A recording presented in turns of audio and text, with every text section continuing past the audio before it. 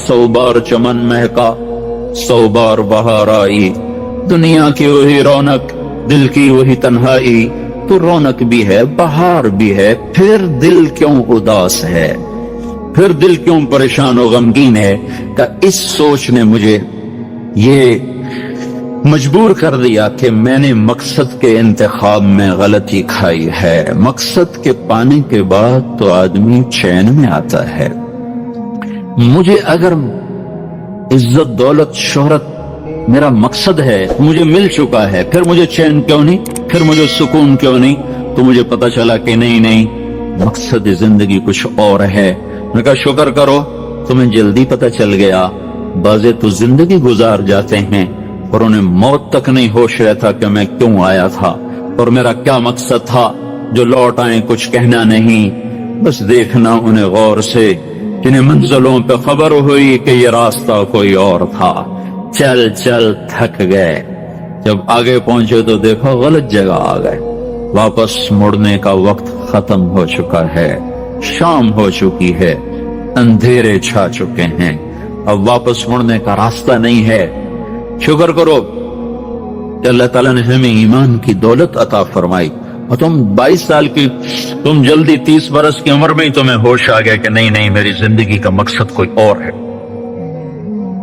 उस नौजवान ने कहा हम दिन में 5 नमाजें पढ़ते। उस लड़की ने कहा ये तो बहुत ज्यादा है। तो उस नौजवान ने कहा लंबी खैर बात हो जाएगी, आखिरी बात बताता हूं। तो जब वो बात खत्म हो गई तो उस लड़की ने आगे हाथ बढ़ाया कि अच्छा खुदा हाफिज। तो उस नौजवान ने कहा मैं आपको ये हाथ नहीं लगा सकता। उस लड़की ने कहा क्यों? कहा ये हाथ मेरी बीवी की अमानत है, ये सिर्फ उसी को छू सकता है और किसी को नहीं छू सकता। तो लड़की खड़ी थी, उसकी चीख निकली और जमीन पे गिर गई और उसकी हिचकियां लग गईं और वो फूट फूट के रोने लगी और कहने लगी वो लड़की कितनी खुशकिस्मत है जिसके तुम खामिंद हो, काश यूरोप के मर्द भी ऐसे होते। और रोती हुई आंसू बहाती हुई उठ के चल दी। तो उशफाक मरहूम कहने लगे मैंने अपनी बीवी से कहा बानो आज वो तबलीग हुई है कि लाखों किताबें छप कर भी वो पैगाम न पहुंचता जो ये लड़का अपने अमल से पहुंचा गया। तो हमें एक जिंदगी का मेरे अजीजों मकसद मिला है, अल्लाह हमारी मंजिल है, हम अल्लाह को सामने रख के जिंदगी गुजारने वाले हैं। हम आजाद नहीं हैं, हमें अल्लाह देख रहा है, हमारी अल्लाह सुन रहा है, अल्लाह हमारे साथ है, अंधेरे में उजाले में तन्हाई में। किसी से भी छुप जाओ, अल्लाह से नहीं छुप सकते। कहीं चले जाओ की तैयारी करते हुए जिंदगी गुजारना ये कामयाब जिंदगी है। तो कहीं ऐसा ना हो कि मेरा अल्लाह कह दे वमताजुल यौमा अय्युहल मुजरिमून, इनको अलग कर दो और मुजरिमों की सफ में खड़ा कर दो, तो फिर कोई हाल ना होगा। हाय अल्लाह के नबी ने कहा कितनी औरतें होंगी जिनको सर के बालों से फरिश्ते पकड़ के घसीट रहे होंगे और वो कहेंगी हाय हमें बचा लो, हाय हमें बचा लो। और कितने मर्द होंगे जिनके जबड़ों में हाथ डालकर फरिश्ते उनको घसीट रहे होंगे, वो कहेंगे हाय हमें बचा लो, हाय हमें बचा लो। तो उस वक्त अल्लाह कहेगा अवलम नुअम्मिरकुम मा यतदक्करु फीहि मन तदक्कर वजाअकुमुन नज़ीर।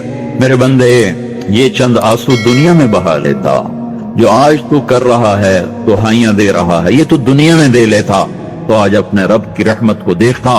तुझे बताने वाले भी आए थे, तुम्हें समझाने वाले भी आए थे, लेकिन तू तो मजाक उड़ाता रहा, तू तो उनके साथ मस्तियां करता रहा। आज देख ईमान वाले कितने ऊंचे जा रहे हैं, जिन्होंने मुझे राजी किया वो कितनी बुलंदियों का सफर कर रहे हैं, और उनके साथ मैं क्या करने लगा। ये कामयाबी उसको मिलेगी जो अपना सब कुछ अपने अल्लाह पर लगा देगा, वो अपना सब कुछ अल्लाह के महबूब सल्लल्लाहु तआला अलैहि वसल्लम के तरीके पर लगा देगा। ये कामयाबियां उसका मुकद्दर हैं। ये जिंदगी चंद रोजा है और आज एक सैलाब है मेरे अजीजों मगरिब की तहजीब का। इस इंटरनेट ने और इस टीवी ने और इस मीडिया ने हमसे हमारा सब कुछ छीन लिया है, सब कुछ हमारा चला गया है, और सिवाय اچھل کود کے، کھیل کود کے، اور زندگی کی کوئی منزل نہیں رہی۔ میں آپ سب کے سامنے یہ درخواست کرتا ہوں کہ اپنی زندگی کی منزل طے کرو۔ پہلے یہ سوچو اور سمجھو کہ یہ صبح، یہ شام، یہ دن، یہ رات، یہ جو گزر رہے ہیں مجھے کہاں لے جا رہے ہیں؟ میرا سفر کدھر کا ہے؟ میں کہاں جا رہی ہوں؟ میری آخری منزل کیا ہے؟ اس کے مطابق اپنی زندگی کی ترتیب بناؤ۔ میرے آپ کے نبی نے فرمایا، الکیس من دان نفسہ وعمل لما بعد الموت۔ سمجھدار وہ نہیں جو مشہور ہو جائے، جو عزت اور دولت کو اکٹھا کرے۔ سمجھدار وہ ہے جو اپنی آخرت کا سامان تیار کرے اور اپنی موت کی تیاری کرے۔ اس پر جو جم جائے گا وہ دنیا اور آخرت میں کامیاب ہے، جو اس سے ہٹ جائے گا وہ ہلاک و برباد ہے۔ فرعون جیسا ظالم بادشاہ جس نے بچے ذبح کر دیے، اس کے دربار میں اس کی بیٹی کی ایک خادمہ تھی، باندھی تھی۔ اس نے چپکے کلمہ پڑھ لیا، وہ مسلمان ہو گئی، وہ ایمان لے آئی۔ ایمان ایسی دولت ہے جو چھپے